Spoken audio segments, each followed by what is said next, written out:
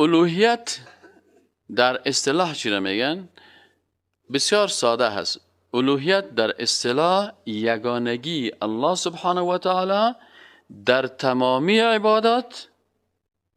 یگانگی الله سبحانه و تعالی در چی هسته؟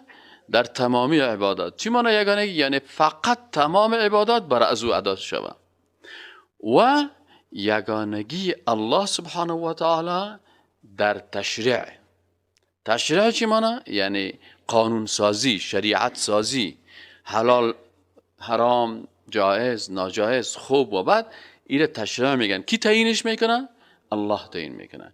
پس الله الوهیت در چی قسم تعریف میکنیم در اصطلاح؟ یگانگی. بگوین یگانگی الله سبحانه و تعالی در تمامی عبادات.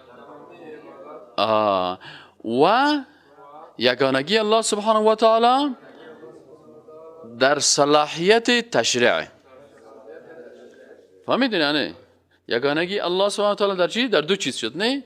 یکی در تمامی عبادات، اتناشه که یک عبادت برای الله انجام بدی، نماز به الله بخونی، نظرت باز بری برای یک مخلوق بکنی، این باز عادت بت پرستا هست.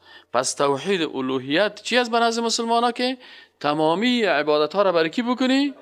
به الله سبحانه و تعالی. و یقین داشته باشی به یگانگی الله که فقط الله صلاحیت تشریع را داره. او برای ما خوب، بد، جایز، ناجایز، حلال و حرام تعیین میکنن.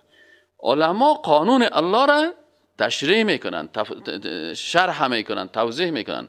اما یک عالم نمیتونه که از دل خود چیز را حلال بسازه و یا حرام بسازه. حتی پیغمبر بر رسول اکرم صلی الله علیه و آله گفته شد که یا ایها النبی لما تحرم ما احل الله لك، چرا چیزی را که الله حلال کرده تو حرام میکنی؟